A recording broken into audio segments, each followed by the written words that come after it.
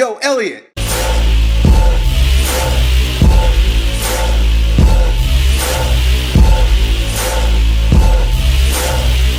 So we got a question from Martin Lucas, who is a guy that has real skinny, weak legs that wants to build bigger, thicker, stronger legs. Don't we all? But the problem is every time he does squats and deadlifts, his knees hurt. They're just trashed every time he does the exercise. He wants to know what's going on. How can I continue to use these exercises that will clearly add to the size and strength of my legs, but every time I do it, my knees hurt?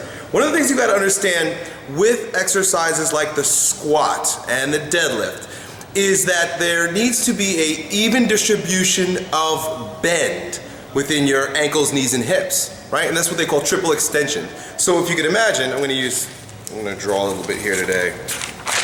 I might start doing those whiteboard videos again. People have been requesting them. I gotta get one for right here though, so because the lighting is so much better than in my office. Anyway, if you could imagine, this is your back, right? That will be your thighs. Whoop.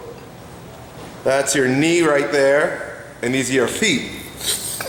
Sometimes I use a fucking pen, it doesn't work, right?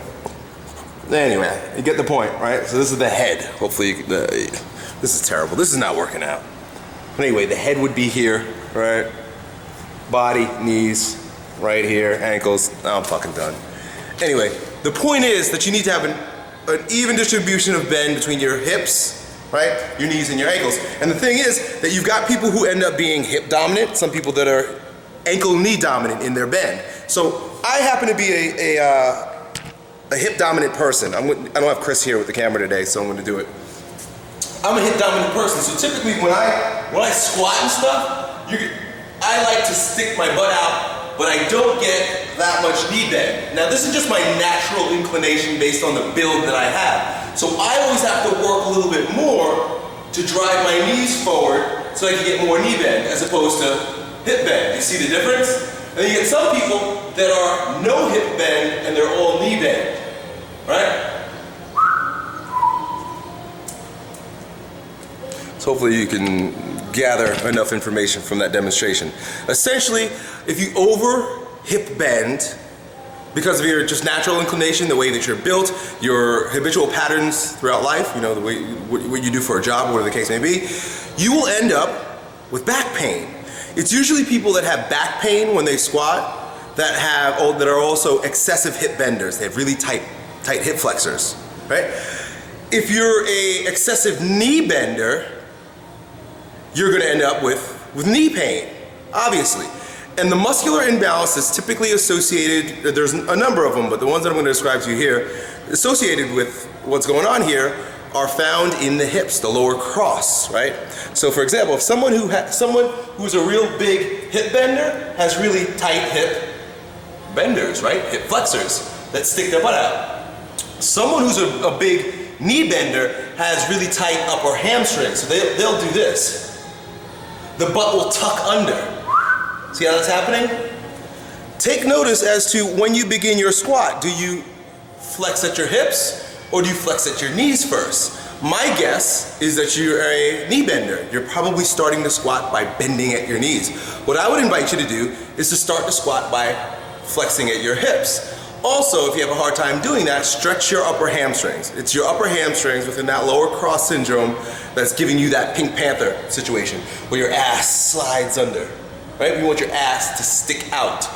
So, stretch your upper hamstrings. You're also going to want to strengthen your lumbar erectors. So things like back extensions or the Louis Simmons things. Louis Simmons really was kind of the popularizer of that reverse hyper. Use reverse hyper to strengthen your low back, and then focus on sticking your ass out more in the squat. Now, I wouldn't give that advice to someone else. A lot of people who have the complete opposite, where they've got really tight hip flexors, really weak lower abdominals, and tend to flex at the hips a lot, I would tell that person, try to bend at your knee a little bit more. That person, that second type of person, the type that I generally lean towards, will also have really tight ankles. So I know this is not your question, but I'm just trying to provide a little bit of information for everyone here. with those tight ankles, you're gonna have to either stretch and foam roll your calves and your ankles quite a bit, and your feet quite a bit, in order to get a better ankle bend. Or you can cheat by, and you see a lot of people do this, by standing on plates, having plates under your heels, which force a little bit more of a bend. Olympic weightlifters use wedges, and I use wedges sometimes also because of my inclination towards rigid ankles. Do you see? So I hope that's helpful for you. The most practical piece of information for you from this video is to begin stretching your upper hamstrings, strengthening your lumbar erectors, and sticking your ass out when you squat. Peace. Yo, Elliot,